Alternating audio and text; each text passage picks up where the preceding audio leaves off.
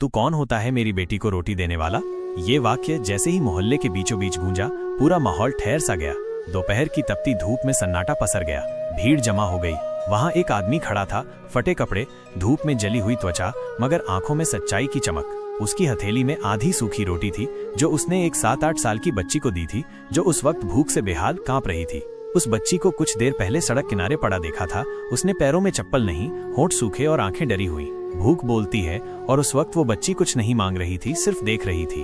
उस आदमी ने बस जेब से वो आधी रोटी निकाली और उसके सामने रख दी, बिना कुछ बोले। पर जिसे वो इंसानियत समझ रहा था, समाज ने उसे गुनाह बना दिया। भीड़ में से एक हट्टा कट्टा आदमी गरजा, जानता है ये ठाकुर साहब की बेटी है, और तू कौन है, नीची जात का, रोटी देने चला है? लड़की की माँ दौड़ते हुए आई और उसे खींचकर अलग ले गई। उस आदमी को धक्का दिया गया। किसी ने थप्पड़ मारा, किसी ने थूका, किसी ने सिर्फ घूरा, लेकिन किसी ने ये नहीं पूछा कि बच्ची भूखी क्यों थी। वो आदमी रामदीन था। कभी गांव के सरकारी स्कूल में शिक्षक था, पढ़ा लिखा, शांत और बेहद खुददार। लेकिन कुछ साल पहले एक झूठे आरोप में उसे नौकरी से निकाल दिया गया था। कारण उसकी जाति। फिर धीरे धीरे उसे गांव की हर जगह से दूर किया गया, मंदिर, पंचायत, स्कूल, सब जगह से। वो अब गांव के बाहर एक टूटी फूटी झोपड़ी में रहता था, बच्चों को मुफ्त पढ़ाता और दिन में किसी के खेत में मजदूरी करता। पर इंसानियत उसमें अब भी जिंदा थी। यही वजह थी कि उसने उस भूखी बच्ची की जात नहीं देखी, भूख देखी।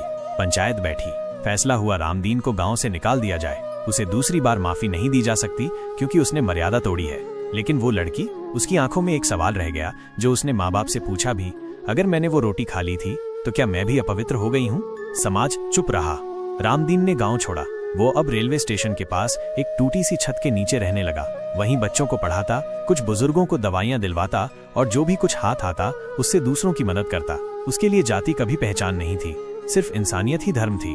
वक्त बीता, वो लड़की बड़ी हुई, शहर में पढ़ी, डॉक्टर बनी, और एक दिन एक NGO के प्रोजेक्ट से उसी गांव में लौटी।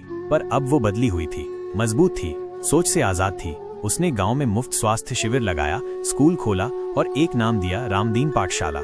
लोग चौंके। उसी नाम पर, वही जिसे उन्होंने अपमानित करके गांव से निकाल दिया था। लड़की ने सिर्फ इतना कहा, जिसने भूख में मुझे रोटी दी, उसने मुझे जीना सिखाया। अगर वो गुनाह था तो मैं उस गुनाह को हर दिन दोहराना चाहती हूँ। वो स्टेशन के पास गई जहाँ रामदीन कभी रहता था। अब वहाँ एक छोटा पत्थर था जिस पर सिर्फ यही लिखा था, यहाँ एक आदमी रहता था जिसने कभी जात नहीं देखी, सिर्फ इंसानियत जानी। अर्थात ये कहानी हमें ये सीख देती है कि भूख की कोई जात नहीं होती और मदद का कोई धर्म नहीं होता। पर समाज अब भी नाम पूछकर रोटी देता है और हाथ पकड़कर पहचान छीन लेता है। ये कहानी सिर्फ रामदीन की नहीं, हर उस इंसान की है जो बिना भेदभाव के जीता है, पर समाज उसे जीने नहीं देता।